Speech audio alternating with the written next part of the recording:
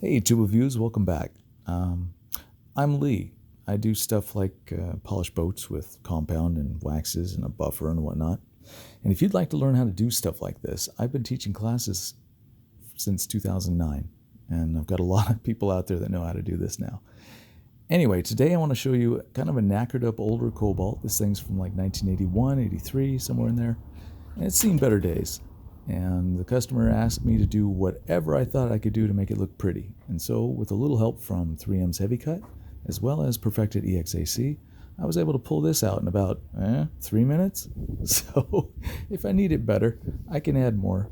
And if I'm good with it after wax, I'm good with it after wax. Anyway, these are just test spots. I just wanted to show you that it doesn't take much time. Just grab a buffer, grab a wool pad, and go to town. Now the top, I will admit, I used a foam pad with Perfected EXAC just to extra dial that in.